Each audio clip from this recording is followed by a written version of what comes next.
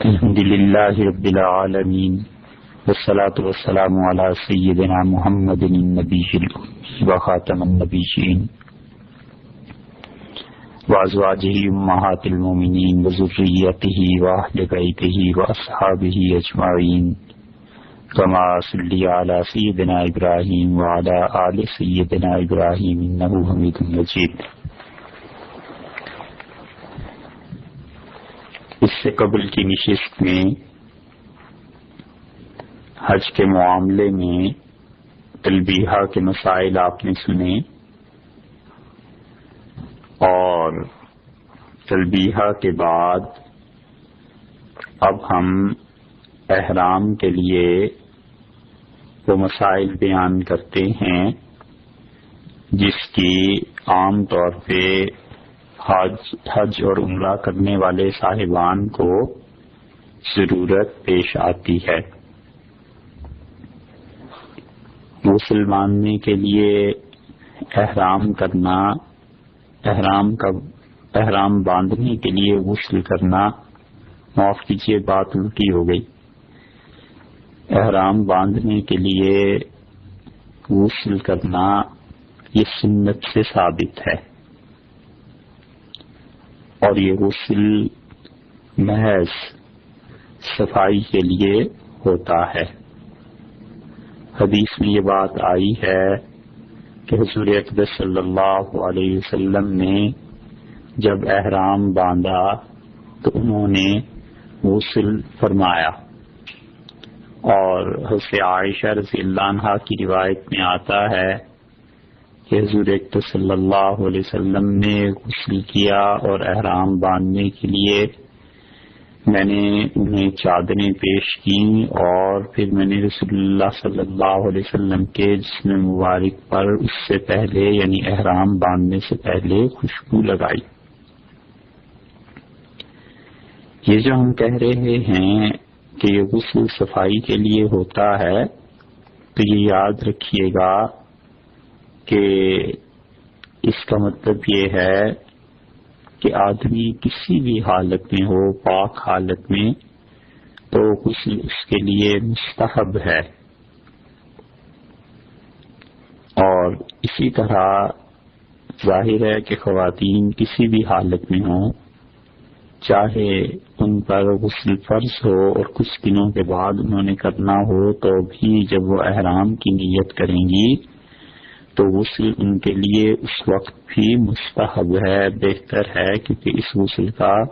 واجب ہونے سے کوئی تعلق نہیں ہے، بلکہ اس غسل کا تو تعلق ہے صفائی سے، اور صفائی اور پاکیزگی ہر حال میں حاصل کی جا سکتی ہے۔ تو اس لیے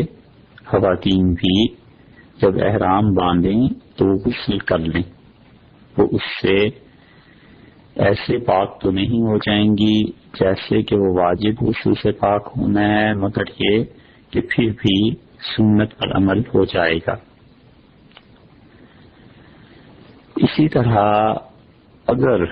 غسل نہ کر سکیں تو وضو کر لینا چاہیے، اور کوئی آدمی وضو بھی نہ کرے اور اس کے بغیر ہی احرام باندھ لے تو یہ جائز ہے، لیکن کراہت کے ساتھ مکروہ ہے، یعنی شریعت نے اسے کوئی پسندیدہ چیز قرار نہیں دیا۔ فرض کیجئے کہ پانی نہ ہو اور وضو کے لیے بھی تمام اسباب میسر نہ ہوں، جیسے جہاز میں کہ جب یہ اعلان ہوا کہ میقات قریب ہے اور آپ احرام باندھ دیجئے، تو بہت سے لوگ واش رومز میں چلے گئے، اور پانی تو اتنا وہاں تو غسل ہو بھی نہیں سکتا، ایک وضو ہو سکتا ہے اور وہ اتنا بھی وقت نہیں رہا، تو تیمم کا کرنا صحیح نہیں، تیمم مت کرے، اسی حالت میں احرام کو باندھ لے، اور پھر وہاں کراہت بھی نہیں ہے، اس لیے کہ اس وقت میں اتنی گنجائش نہیں ہے یا جگہ میں اتنی گنجائش نہیں ہے تو اس وقت تو پھر ویسے ہی احرام باندھ دے۔ مردوں کے لیے احرام کی چادر اتنی لمبی ہونی چاہیے جو وہ اوپر اوڑھتے ہیں کندھوں پہ کہ دائیں کندھے سے نیچے سے نکال کے بائیں کندھے پر سہولت سے آ جائے، اور آسانی سے اوپر والی چادر دایاں ہاتھ اگر بلند کریں آسمان کی طرف سیدھا کریں تو اوپر والی چادر اس کے نیچے سے نکال کے پھر بائیں کندھے پہ ڈال دیں، پھر ہاتھ نیچے کر لیں، اتنی چادر ہونی چاہیے۔ اور تہبند یا تہمد یا دھوتی یا جو بھی آپ اسے کہیں وہ اتنا ہو کہ انسان اچھی طرح اپنے آپ کو سمیٹ لے، چھپ جائے سطر اس کا۔ احرام میں کرتا، پاجامہ، اچکن، بنیان، اس قسم کی تمام چیزیں پہننا منع ہے، اور اصول کی بات یاد رکھنی چاہیے کہ جو کپڑا بھی جسم کی ہیئت پر سلا ہوا ہو اس کا پہننا جائز نہیں، یعنی جو کپڑا بھی اس طرح کاٹا جائے اور سیا جائے کہ انسان کے جسم کے کسی عضو پر اسے پہنا جا سکے اسے پہننا جائز نہیں۔ مثلاً صدری اچکن اسے دیکھ لیجئے، یہ اسی طرح کاٹ کے سی جاتی ہے نا کہ انسانی جسم پہ پوری آ جائے۔ کرتا اسے کاٹا جاتا ہے کپڑے کو، پھر انسانوں کی ہیئت اس کے جسم کے طرز پہ بنایا جاتا ہے نا، تو تمام وہ کپڑے جو انسانوں کی جسم کے لیے ان کی ہیئت ان کے اعضاء کے مطابق کاٹ کے بنائے جائیں گے ان کا پہننا جائز نہیں۔ اور اگر جو چادر تہمت کے طور پر باندھنی ہے یا لنگی ہے اس کے دونوں سرے جوڑ کر سی دیا جائے اوپر سے نیچے تک تو یہ جائز ہے، ٹھیک ہے۔ تہمت کی چادر بعض اوقات ہوتا ہے بچے باندھ لیتے ہیں، ان کے احرام کے مسائل اگرچہ الگ سے بھی آ رہے ہیں، بعض لوگ بالکل چھوٹی عمر کے ہوتے ہیں، جیسے 18 سال کا بچہ ہے، 17 سال کا، تو یہ لوگ کبھی گئے بھی نہیں ہوتے، پہلی مرتبہ گویا عمرے یا حج پہ جا رہے ہوتے ہیں، اور اس کے ساتھ ساتھ انہوں نے کبھی تہمت باندھا بھی نہیں ہوتا، تو ان بیچاروں کو ڈر لگتا رہتا ہے کہ کہیں بے پردگی نہ ہو جائے۔ تو ایسے بچوں کے لیے یا اسی طرح بہت بوڑھی عمر ہو جائے ان کے لیے اگر احتیاطاً ان کی چادر سی دی جائے دونوں سرے، یعنی کپڑے کو آپ بچھا دیجیے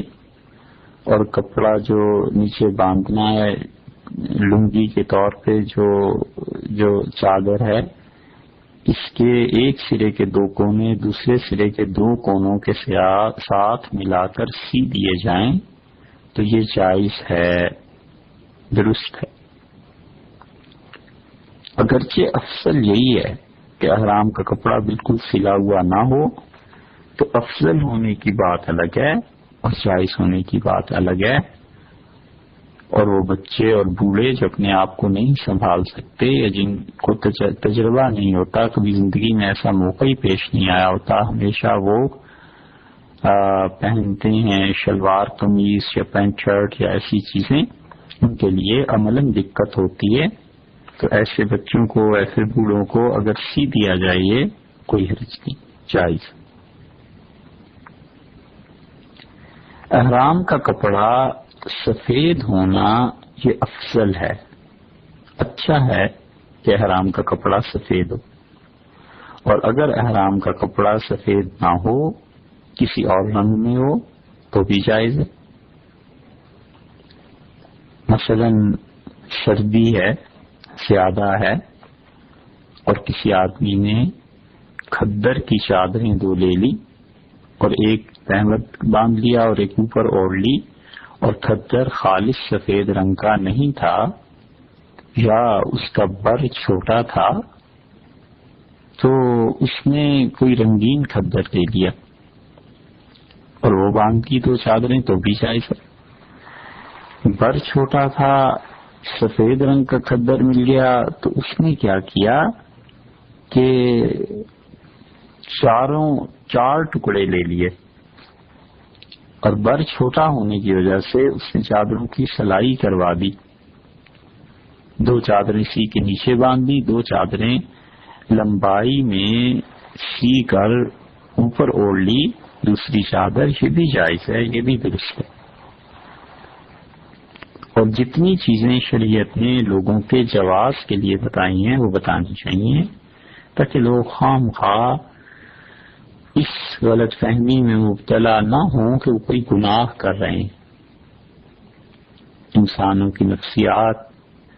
بہت زیادہ خراب ہو جاتی ہے اس وقت جب کوئی چیز گناہ نہ ہو اور اس پر بوجھ ہو کہ میں گناہ کر رہا ہوں، تو یہ ذہنیت انسان کو خراب کرتی ہے، بچوں کو خراب کرتی ہے خاص طور پہ۔ اس لیے بچے جب بڑے ہو جاتے ہیں تو بہت سے کام ایسے ہیں جو شریعت نے ان کے لیے گناہ قرار نہیں دیے، اسی طرح بڑے لوگوں کے لیے، جیسے اب دیکھ لیجئے احرام کی چادروں کو سینا، اس کو شریعت نے گناہ قرار نہیں دیا، اور ایک آدمی مجبوری سے سلی ہوئی چادریں لے لیتا ہے، باندھ لیتا ہے احرام، اور اب اس کا یہ تصور کہ میں گناہ کر رہا ہوں، غلط کر رہا ہوں، خام خواہ اس چیز کے لیے اللہ سے معافی مانگے گا حالانکہ اس نے کوئی گناہ نہیں کیا۔ تو اس طرح بعض اوقات بعض اوقات مجرمانہ ذہنیت پرورش پاتی ہے کہ وہ آدمی ہر وقت اپنے آپ کو گناہ گار تصور کرتا رہے۔ یہ کام نہیں کرنی چاہیے۔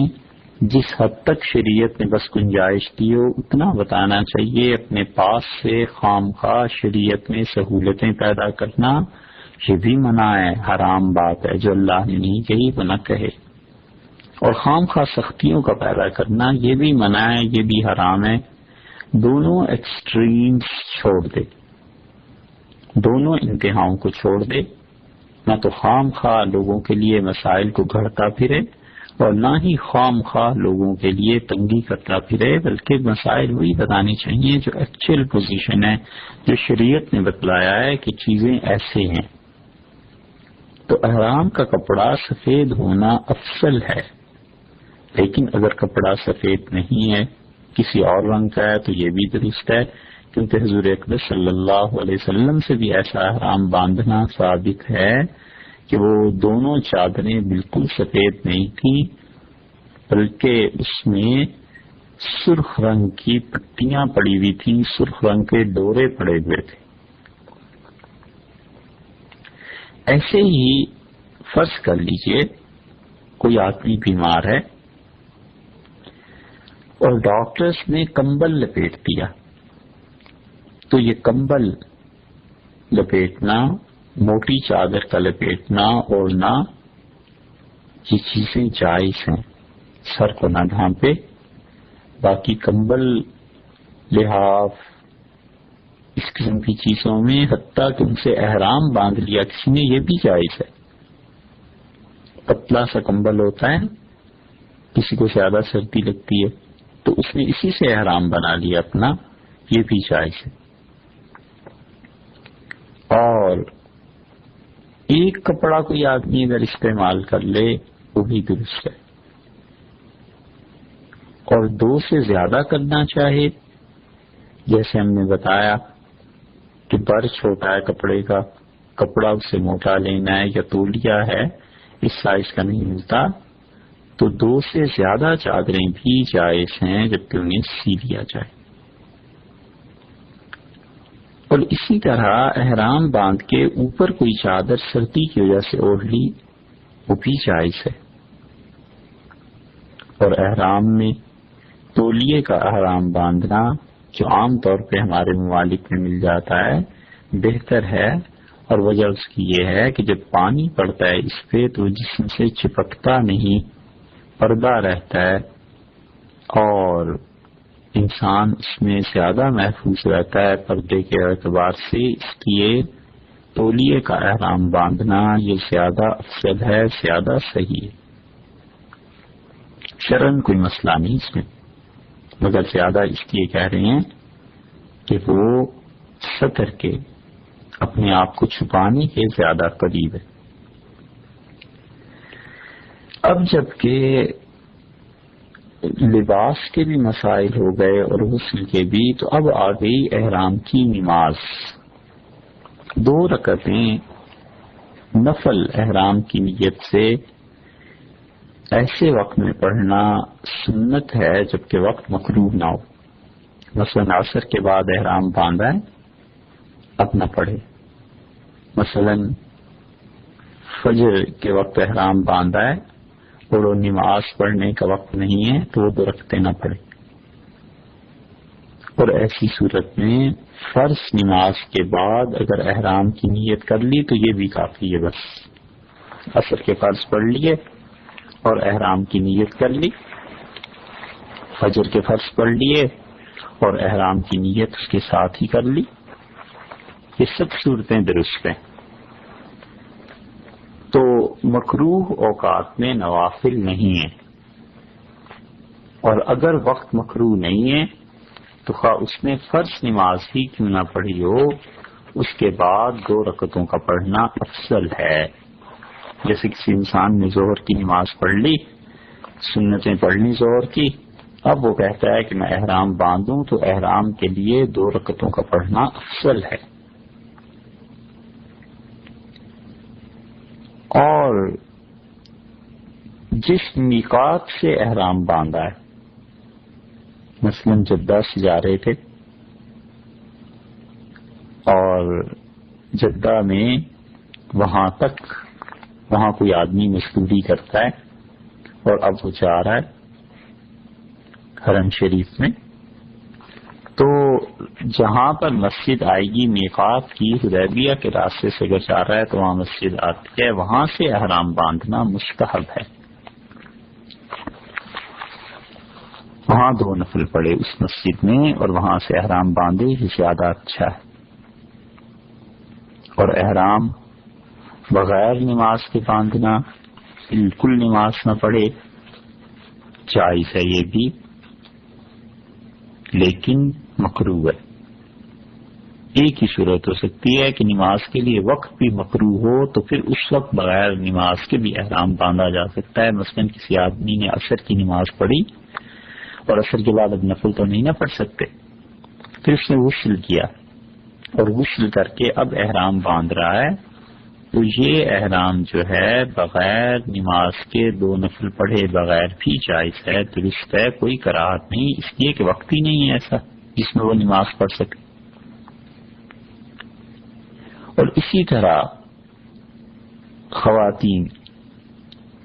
ایسی حالت میں جب کہ وہ نماز نہ پڑھ سکیں تو غسل یا وضو کر کے قبلہ رخ ہو کر بیٹھ جائیں اور نیت کریں اور تلبیہ پڑھ لیں، بس ان کا احرام اور آسانی سے بن گیا، 2 رکعت نماز بھی نہیں پڑھی۔ اللہ نے جو رخصتیں دی ہیں اس پر خوشی سے عمل کرنا چاہیے۔ ہم لوگ سب کے سب اللہ کا حکم ماننے کے پابند ہیں، اپنی خوشیوں کے نہیں۔ اللہ تعالیٰ نے جب اجازت دی ہے، رخصت دی ہے کہ ٹھیک ہے اس طرح احرام باندھو اور نماز تو پڑھنا نہیں ہے تو نہ صحیح، ہم نے تو اللہ کا حکم ماننا ہے نا۔ طبیعت ایسی ہونی چاہیے کہ اللہ جب کہیں کہ میری دی ہوئی رخصت پر نرمی پہ عمل کرو تو بس نرمی پہ عمل کر لے، اور جب وہ کہیں کہ کوئی رخصت نہیں ہے تو بس پھر اس پہ عمل کرے۔ اللہ تعالی کے سامنے انسان کو بالکل اپنے اختیارات بھول جانے چاہیے، اپنا اختیار بھول جانا چاہیے، جو اللہ کہیں گے وہی کرنا۔ اور احرام کے جو نفل ہیں 2 رکعتیں پڑھنی سر ڈھانپ کر پڑھنی چاہیے. ایک بات تو یہ یاد رکھنی چاہیے کہ احرام کی حالت میں ابھی احرام اس نے شروع ہی نہیں نہ کیا، اس سے پہلے ہی 2 رکعتیں پڑھ رہا ہے، تو اس حالت میں سر ڈھانپ کے نماز پڑھنی چاہیے. اور پھر سلام پھیر کے ٹوپی یا جو چیز بھی سر پہ ہے اسے ہٹا دینا چاہیے اور سر کھول کے یعنی ننگے سر پھر تلبیہ پڑھنا چاہیے.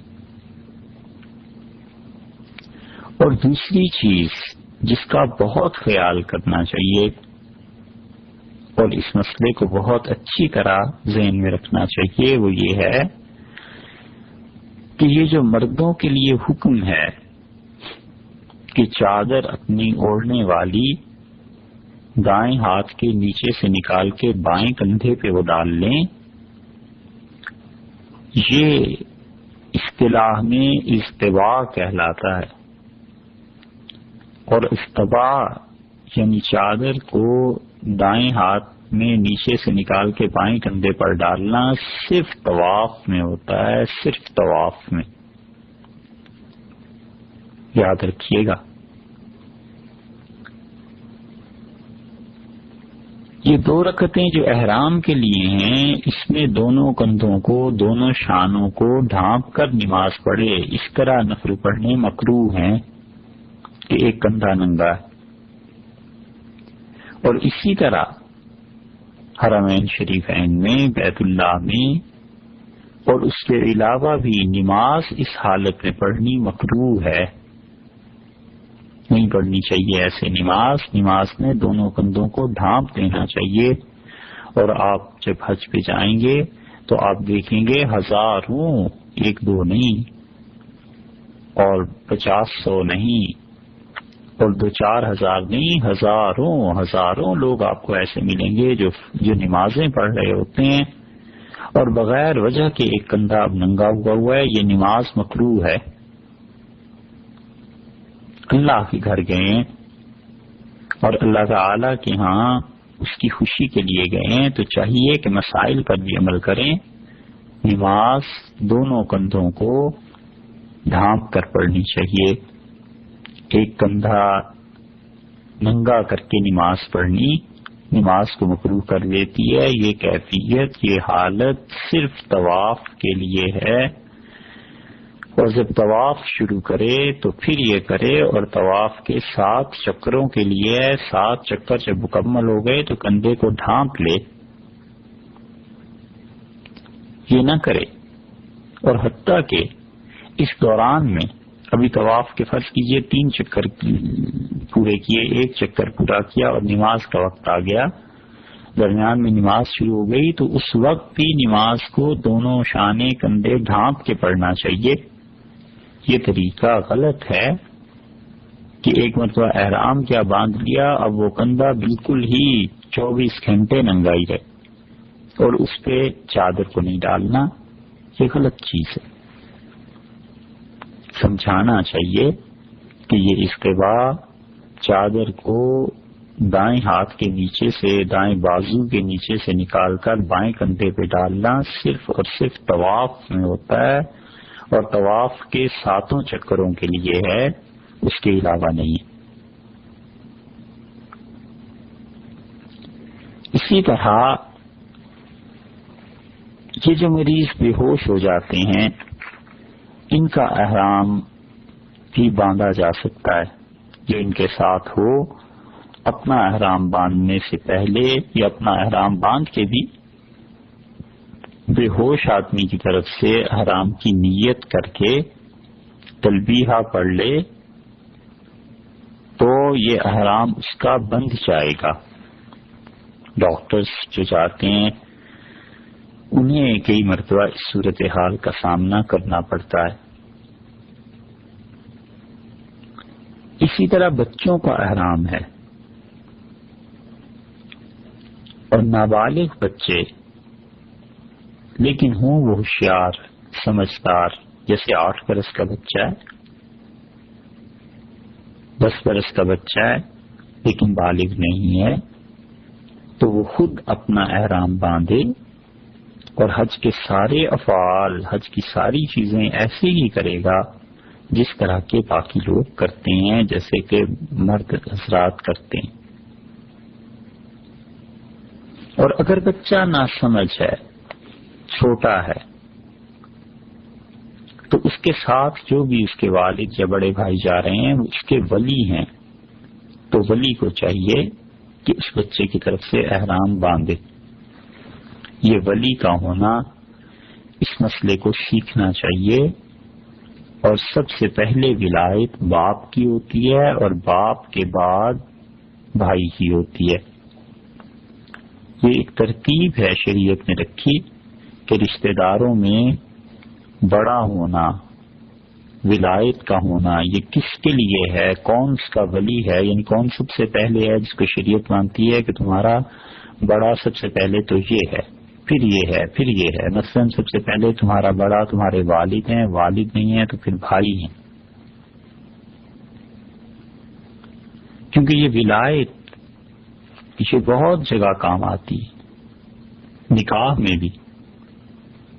حکم یہی ہے کہ لڑکی سے اجازت اس کا ولی لے یا پھر ولی کی رضامندی سے جو بھی لے، اور بہتر یہ ہے کہ ولی اجازت لے۔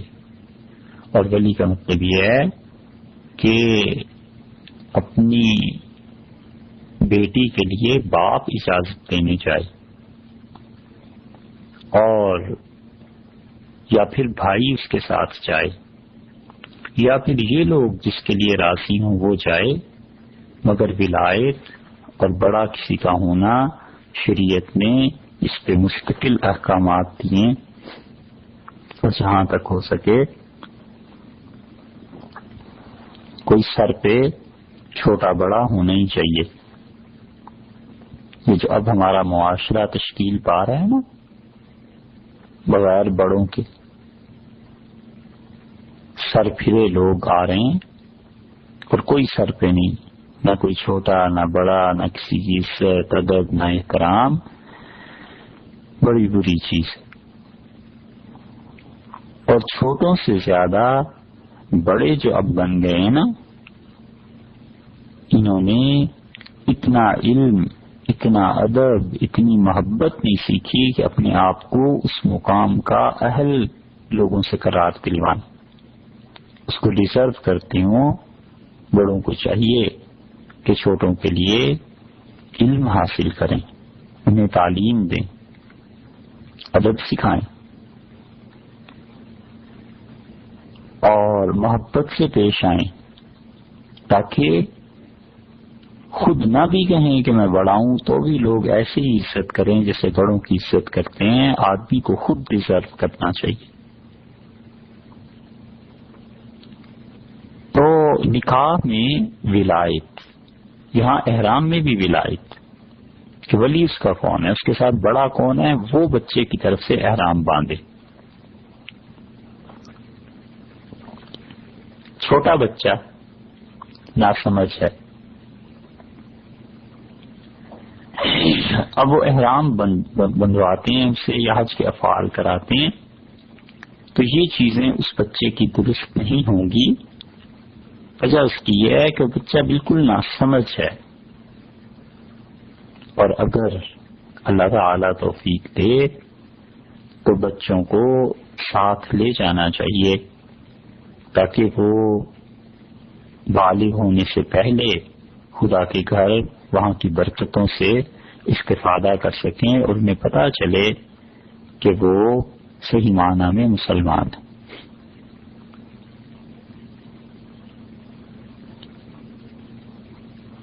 سمجھدار بچہ ہے تو اس کی طرف سے اس کا ولی احرام نہیں باندھ سکتا، ناسمجھ چھوٹا بچہ ہے تو پھر ولی اس کا احرام باندھے گا۔ اور اسی طرح سمجھدار بچہ خود طواف کرے۔ بچہ سمجھدار ہے لیکن ابھی بالغ نہیں بھی ہے تو عرفات کا وقوف بھی وہ خود کرے گا، مزدلفہ میں بھی وقوف اسے سکھایا جائے گا، سعی وہ اپنی کرے گا، رمی اپنی کرے گا، یہ سب چیزیں اس بچے کے لیے اپنی. اور ولی اس کو چاہیے کہ بچے کو ان چیزوں سے منع کرے جن میں حالت احرام میں اللہ نے روکا ہے، جیسے خوشبو لگانا. اور اگر فرض کیجئے بچہ کوئی ایسی بات کر لیتا ہے تو اس کی کوئی بھی کفارہ نہیں ہے، نہ بچے پر نہ اس کے ولی پر. اور بچے کو بھی جب احرام باندھا جائے تو اس کے جسم سے سلے ہوئے کپڑے نکال دیے جائیں، الگ کر دیے جائیں، اور اس بچے کو لڑکی یا لڑکا انہیں احرام بندھوایا جائے. اور اگر لڑکا ہے تو ظاہر ہے کہ چادر اور لنگی ہوگی، اور اگر لڑکی ہے تو اس کے لیے وہی احرام ہوگا جو خواتین کے لیے ہوتا ہے. بچے پر حج فرض نہیں، اس لیے اس کا حج نفل ہو جائے گا. اور جب وہ بالغ ہوگا تو اس وقت اگر اس کے پاس استطاعت ہے اتنی تو اس پہ حج فرض ہو جائے گا. اور بچے کا احرام لازمی بھی نہیں ہوتا. اگر تمام افعال چھوڑ دے یا کچھ بھی چھوڑ دے تو بچہ ہے نا، اس پہ کوئی کفارہ نہیں ہے. فرض کیجئے کہ بچے کے ساتھ اس کا باپ بھی ہے، بھائی بھی ہیں، دونوں ساتھ ہیں، تو باپ پہلا ولی ہے، اس کا باپ کا زیادہ حق بنتا ہے، وہ اس کی طرف سے احرام کی نیت کریں گے. چھوٹا بچہ، اور اگر بڑا بچہ ہے تو پھر خود ہی احرام باندھے گا. اس کے بعد عورت کا احرام ہے. اور خواتین کے احرام کے معاملے میں مردوں کے ساتھ فرق ان کے احرام میں بس اتنا ہے کہ ان کے لیے، خواتین کے لیے سر کا ڈھانپنا واجب ہے، اور مرد ظاہر ہے کہ سر نہیں ڈھانپے گا. اور خواتین جو چادر، جو دوپٹہ، جو چیز بھی اوڑھی ہوئی ہے سر پہ، اس کو اچھی طرح نیچے کی طرف چادر کو کھینچ لیں، اور وہ پیشانی کے اوپر ایسی طرح کہ چہرے کو ڈھانپ لے، یہ تو نہ ہو. لیکن چونکہ اجنبی مرد ہے نا، ان کے سامنے بے پردہ ہونا بھی منع ہے. تو ایک صورت تو یہ ہے کہ وہ گھونگھٹ جیسے نکالتے ہیں ایسے کر لیں، لیکن چہرے کو بچانا چاہیے، اس پہ کپڑا نہ لگے. اور یا پھر ایسی صورت کرنی چاہیے کہ نقاب چہرے پر ڈال دیا جائے لیکن کپڑا چہرے کو نہ لگے. جیسے کہ بعض خواتین کوئی چیز پیشانی پہ لگا لیتی ہیں اور پھر اس کے اوپر سے نقاب سامنے لٹک جاتا ہے. عورتوں کو احرام کی حالت میں سلے ہوئے کپڑے پہننا جائز ہے، خواہ وہ رنگین ہو اور خواہ وہ اس میں ڈیزائن ہو، لیکن ایسے کپڑے اچھے نہیں کہ جن کو دیکھ کے لوگوں کو خام خواہ ایسی کشش اور ایسی چیز یا ایسی کیفیت پیدا ہو. عورتوں کو احرام میں زیور پہننے بھی جائز ہے، نہ پہننا اچھا ہے، لیکن جیسے انگوٹھی ہے، کانوں میں زیورات ہوتے ہیں، ناک میں ہوتے ہیں، یہ سب چیزیں خواتین کے لیے درست ہیں. موزے پہننا بھی جائز ہیں، دستانے پہننا بھی جائز ہیں. اور خواتین کے لیے تلبیہ زور سے پڑھنا منع ہے. یہ پہلے بھی مسئلہ بیان کیا تھا کہ بس اتنا پڑھ لیں کہ اپنے آپ کو آواز پہنچ جائے. اور طواف میں یہ جو مردوں کے لیے ہے کہ وہ رمل ذرا اچھی طرح مضبوطی سے قدم جما کر چلیں، خواتین کے لیے نہیں ہے۔ اور اسی طرح یاد رکھیے گا، سعی جب خواتین کرتی ہیں نا، ایک وہاں پر صفا سے جب اتریں گی، یہ نیچے صفا ایک چھوٹی سی چٹان اب تو رہ گئی ہے، پہاڑ تھا پہلے، اس سے نیچے کی طرف اتریں تو دائیں ہاتھ پہ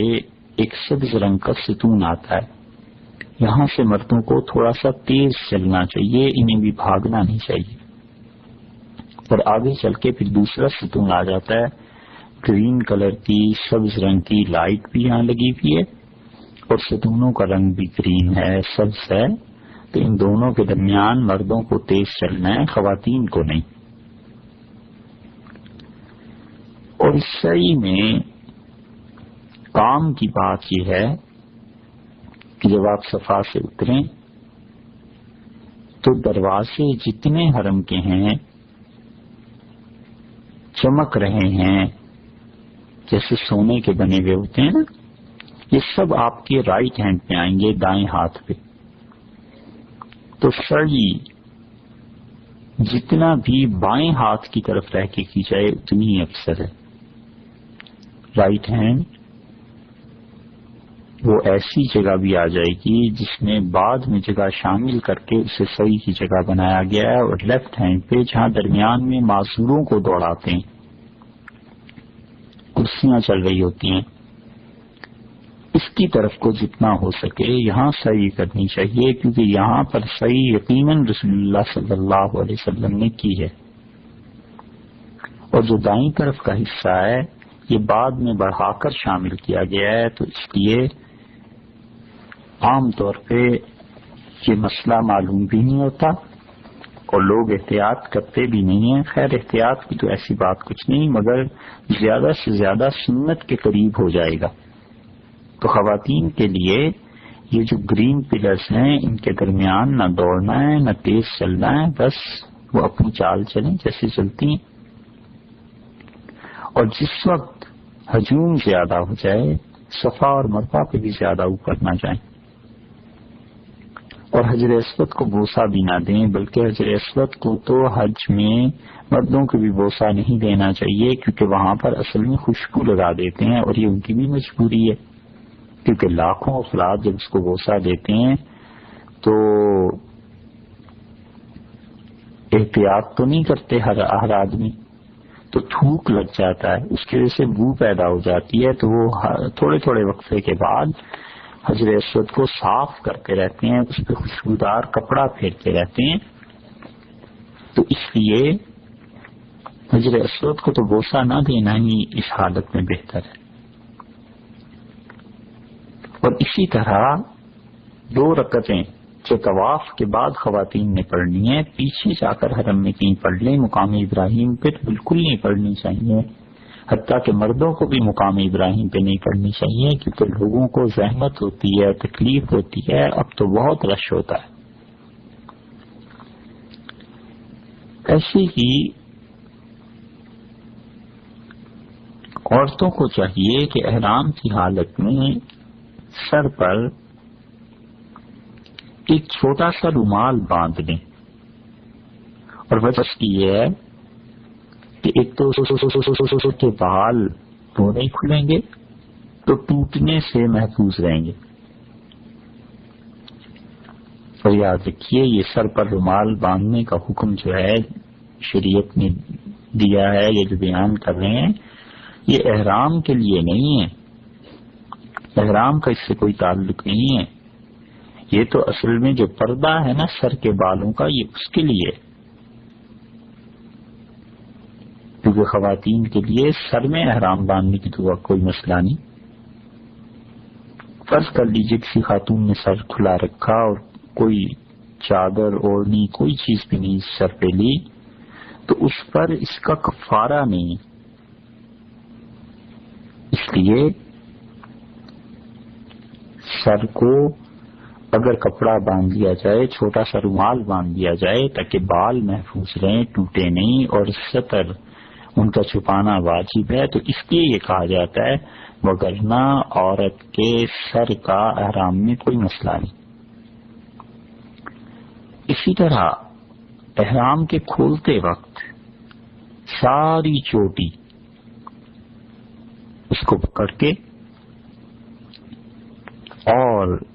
انگلی کے ایک پور سے ذرا سے زیادہ بال کاٹ دینے چاہیے تاکہ سر کے اکثر بالوں کا حصہ کٹ جائے، اس سے احرام کھل جائے گا۔ اور خواتین کے احرام میں مردوں کی طرح کی چادروں کے معاملے میں وہ پابندیاں نہیں ہیں، اس لیے جو بھی لباس وہ پہنتی ہیں گھر میں بس اس لباس میں بھی احرام ہو جائے گا۔ یہ ضروری نہیں ہے کہ خواتین کا جو احرام بازاروں میں ملتا ہے اسی خریدا جائے، وہ بھی ٹھیک ہے، جو گھروں میں وہ اپنے کپڑے پہنتی ہیں اس میں احرام کی نیت کر لیں گی۔ احرام کی ایک قسم اور ہے، اور وہ ایسا ہے کہ جس شخص کا مرد یا عورت ہونا معلوم نہ ہو، وہ اگر حج کرنا چاہیں، احرام باندھنا چاہیں، تو ان کے لیے عورت کا حکم لگتا ہے کہ خواتین کی طرح وہ احرام باندھیں، اور خواتین ہی کی طرح حج کے سارے اور عمرے کے سارے احکامات ان پر ہوں گے۔ ایسے لوگ جن کا مرد یا عورت ہونا معلوم نہ ہو سکے، ان پر کوئی حکم نہ لگایا جا سکے کہ یہ مرد ہے یا عورت ہے، ان لوگوں کے لیے شریعت نے مستقل احکامات دیے، اور جتنی بھی کتابیں فقہا نے لکھی ہیں انہوں نے اس میں صاف صاف چیپٹرز لکھے ہیں کہ ان کے لیے حج کیسا ہے، ان کی نماز کیسی ہے، ان کا روزہ رکھنا کیسا ہے، اس لیے کہ ہیں تو یہ بھی اللہ ہی کی مخلوق۔ ہمارے معاشرے میں صرف ہمارے تعلیم کے نہ ہونے نے اور معاشرتی اقدار نے ان لوگوں کو خراب کر دیا اور ان لوگوں کے حقوق ختم کر دیے۔ شریعت نے ایسے نہیں کیا۔ رسول اللہ صلی اللہ علیہ وسلم کے زمانے میں بھی یہ لوگ تھے، اور نبی کریم صلی اللہ علیہ وسلم کے پاس بھی آتے تھے، اور رسول اللہ صلی اللہ علیہ وسلم نے ان کے لیے بھی شریعت کے احکامات بتلائے۔ یہ تو ہمارے معاشرے میں خرابی آ گئی ہے ایسی کہ گویا یہ لوگ انسان ہی نہیں ہیں، یا ان کا دل نہیں ہے، یا یہ اللہ کی عبادت نہیں کرنا چاہتے۔ ایسی بات نہیں کرنی چاہیے۔ تو اگر وہ احرام باندھنا چاہیں تو ان پہ خواتین کا حکم لگے گا کہ تمام وہ چیزیں جو خواتین کے لیے ہیں وہ ان کے لیے بھی ہیں، اور وہ جن چیزوں سے انہیں منع کیا جائے گا انہیں بھی منع کیا جائے گا۔ اب آ گئی بات کہ احرام کی حالت میں کیا چیزیں منع ہیں۔ تو جن چیزوں کو شریعت بالکل منع کرتی ہے احرام باندھنے کے بعد، وہ یہ ہیں کہ کسی قسم کی بھی ایسی بات کرنا عملی طور پر یا اپنی زبان سے جس کا تعلق بھی خواتین کا مردوں سے یا مردوں کا خواتین سے ثابت ہوتا ہو، منع ہے۔ شوہر بیوی کے لیے اور بیوی شوہر کے لیے کوئی ایسی بات نہیں کرے گی، نہ زبان سے اور نہ ہی عملاً، جس میں کسی قسم کا ایسا تعلق پایا جاتا ہو۔ گناہ کے جتنے کام ہیں، یہ دوسرا مسئلہ بیان کر رہے ہیں کہ گناہ کے جتنے کام ہیں وہ ویسے بھی منع ہیں، لیکن احرام کی حالت میں تو خاص طور سے شریعت نے منع قرار دیا۔ اس لیے حالت احرام میں بہت احتیاط کرنی چاہیے اور گناہ کے کاموں سے بچنا چاہیے۔ احرام کی حالت میں لڑنا جھگڑنا بھی منع ہے۔ اپنے دوستوں کے ساتھ کاؤنٹر میں لوگ ہوتے ہیں، عملہ ہوتا ہے وہ آپ ہی کی خدمت کے لیے ہے، لیکن رش ہوتی ہے، بھیڑ ہوتی ہے، نظم و ضبط نہیں ہوتا، ڈسپلن قوم تھوڑا ہی ہے، ڈسپلن نہیں ہے، لائن نہیں لگانی، اور جو کوئی پہلے آیا ہے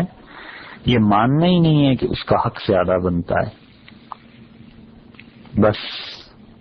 ہر آدمی کو ایسی جلدی پڑی ہوئی ہوتی ہے جیسے اس نے فلائٹ چلانی ہے اور پائلٹ ہے، اور اگر یہ رہ گیا تو جہاز مس ہو جائے گا، بیڑا غرق ہو جائے گا. ایسے کام نہیں کرنے چاہیے بھائی، نہیں لڑنا چاہیے، نہیں جھگڑا کرنا چاہیے، لوگوں کا حق ماننا چاہیے. جو پہلے آیا ہے اس کی پہلے باری ہے، اور جو کاؤنٹر کے سامنے کھڑے ہیں وہ بھی ہمارے جیسے انسان ہی ہوتے ہیں، انہیں بھی کبھی غصہ آ جاتا ہے، تو درگزر کرنا چاہیے. اس لیے کہ یہ حالت اب اس نے ایسی کر لی ہے احرام باندھ کے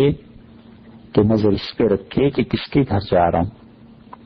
اور اس نے کرم سکھایا ہے، اس نے مہربانی اور محبتوں کا سبق دیا ہے، نفرتوں کا نہیں. اس نے کسی سے نفرت نہیں سکھائی، نفرت کفر سے سکھائی ہے، شرک سے سکھائی ہے. جو عقیدے کی نفرت ہے وہ بھی انسانوں سے نفرت نہیں، کفر اور شرک سے ہے. تو حالت احرام میں لڑنا منع ہے، خوشبو لگانی، ناخن کاٹنے، بال کاٹنے، بالوں کا کٹوانا، ناخن کا کسی اور سے کہنا کہ یہ کاٹ دو، چہرے کو، سر کو، مردوں کے لیے سر کو ڈھانپنا، خواہ تھوڑا یا زیادہ، یہ سب بنا. بعض لوگوں کو عادت ہوتی ہے کہ وہ ناخن اپنی انگلیوں سے کاٹتے ہیں، ناخن اپنے دانتوں سے کاٹتے ہیں، یہ بھی منع ہے. یہ ویسے بھی منع ہے، ناخنوں کو دانتوں سے کاٹنا یہ شریعت نے ویسے بھی منع کرا دیا ہے. ایسی بات نہیں کرنی چاہیے. لیکن حالت احرام میں تو اور بھی منع ہے، کیونکہ وہاں تو اصل میں ہی بال اور ناخن کاٹنے کی اجازت ہی نہیں.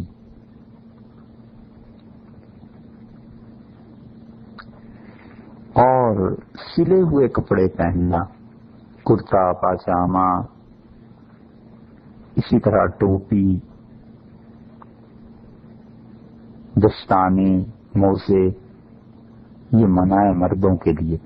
عورتیں دستانے بھی پہن سکتی ہیں، موزے بھی پہن سکتی ہیں. اور ایسا جوتا پہننا کہ پاؤں میں جو ہڈی ابھری بھی ہے یہ چھپ جائے، یہ بھی منع ہے.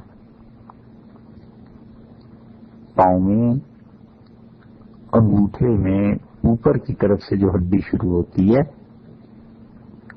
اور انگوٹھے سے شروع کریں، پاؤں کو زمین پہ رکھیے،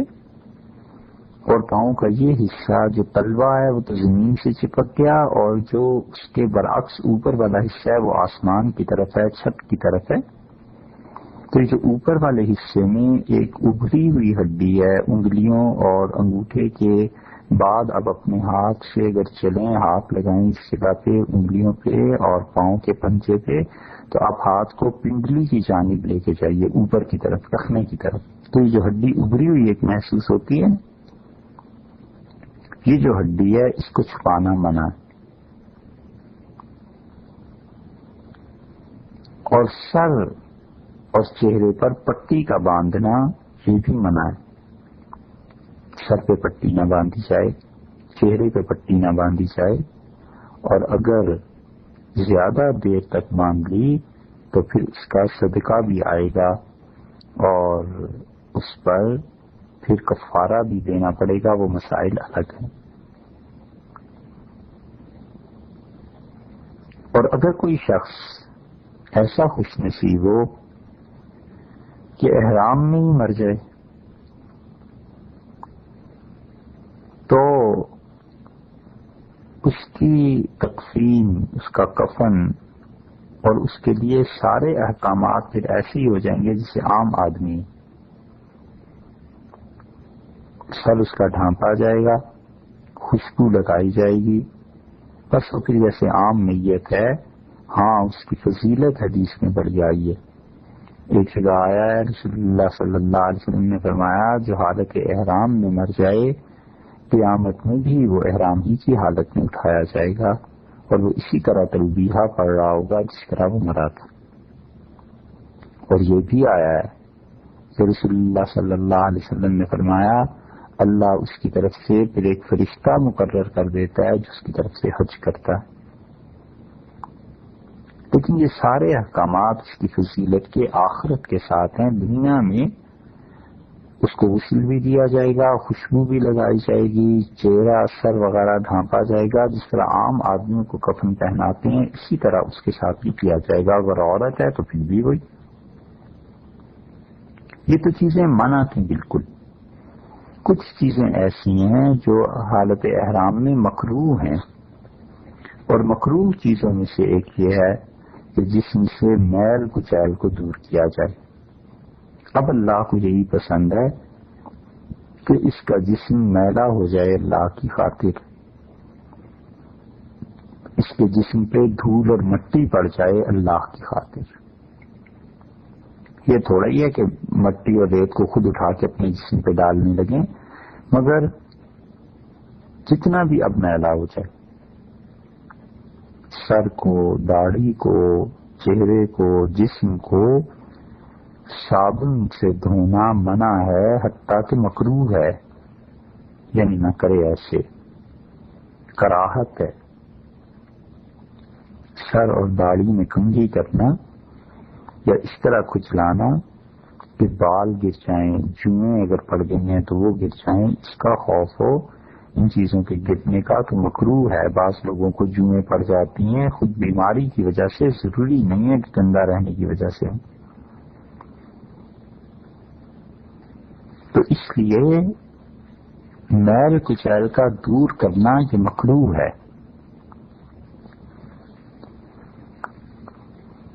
اور داڑھی میں خلال کرنا بھی مکروہ ہے، نہ کرے۔ اور اسی طرح کہ نیچے چادر باندھتے ہیں مرد، اگر دونوں پلوں کو سی لیا ہے اپنی حفاظت کی وجہ سے تو اس پہ کوئی گناہ نہیں ہے۔ بعض حضرات نے اسے مکروہ لکھا ہے، لیکن مکروہ ہونے کا بھی اگر فرض کرنے کوئی فتویٰ دے دے گا تو دم واجب نہیں ہے،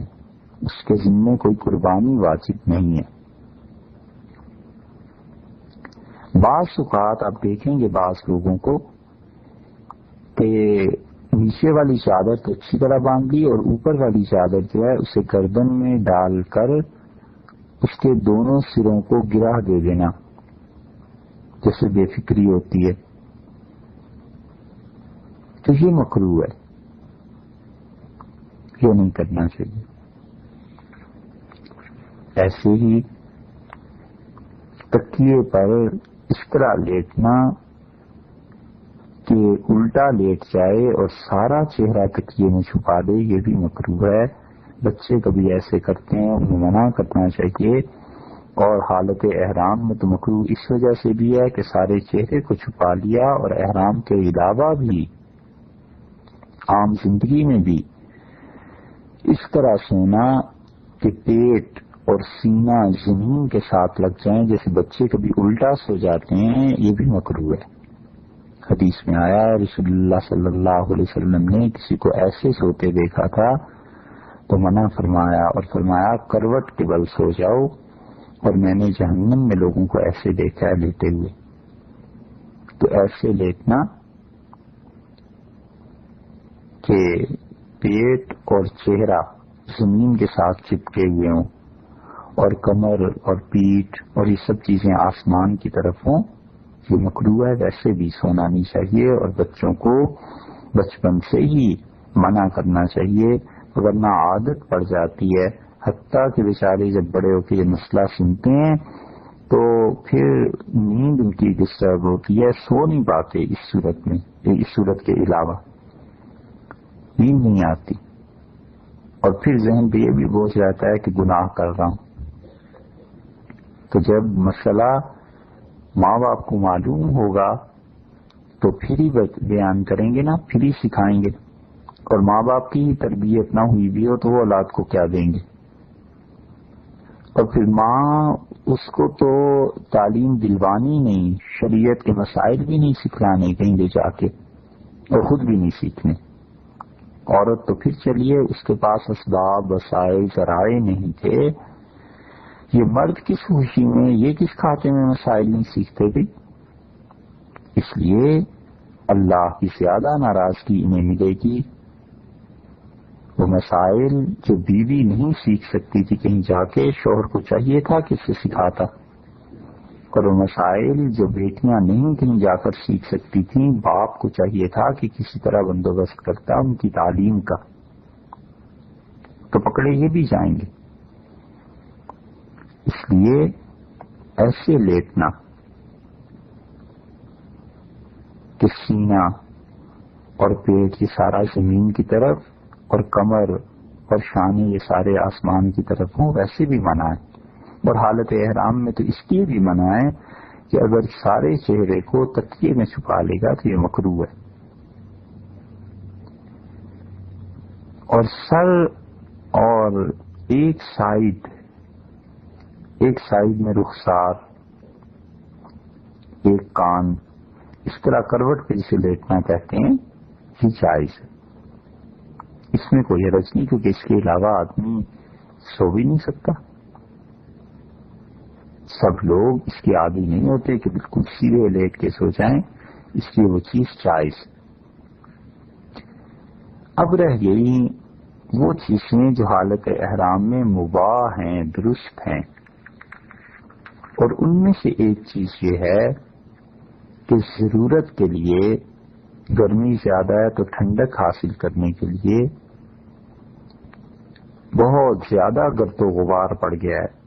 آندھی چلی، بہت زیادہ ریت پڑ گئی، کوئی ایسی چیزیں، تو یاد رکھیے خالص ٹھنڈے پانی سے غسل کرنا جائز ہے، پانی گرم ہو یا پانی ٹھنڈا ہو، لیکن اس میں صابن کا استعمال نہ کریں اور جسم پہ بہا دے، یہ چیز جائز ہے۔ جو میل کچیل ہے اسے دور نہ کرے، لیکن جسم پر پانی بہانا، خالص پانی ٹھنڈک حاصل کرنے کے لیے، جب گرمیوں کے حد جاتے ہیں نا، بڑی دقت ہو جاتی ہے کبھی کبھی، جنہوں نے خاص طور پہ قران کا احرام باندھا ہوا ہو ان سے پوچھیں، تو اس لیے دونوں چادریں احرام کی اتار کے اور خاتونوں کے کپڑے اتار کے سارے جسم پر وہ پانی بہاتی ہیں، خالص پانی ہونا چاہیے، ٹھنڈا ہو گرم ہو کوئی فرق نہیں پڑتا، پانی میں خوشبو ملی ہوئی نہ ہو، صابن کو استعمال نہ کیا جائے، یہ سب چیزیں جائز ہیں، کیونکہ احرام ان پابندیوں کا نام ہے جو شریعت نے لگائی ہیں، احرام ان چادروں کا نام تھوڑا ہی ہے، یہ چادریں تو صرف علامت کے طور پہ ہیں۔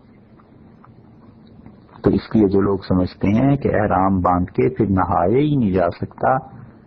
اپنی طرف سے شریعت میں ایک حکم لگاتے ہیں، شرعاً خالص ٹھنڈے پانی سے، خواہ گرم ہو خواہ ٹھنڈا ہو، غسل کرنا جائز ہے،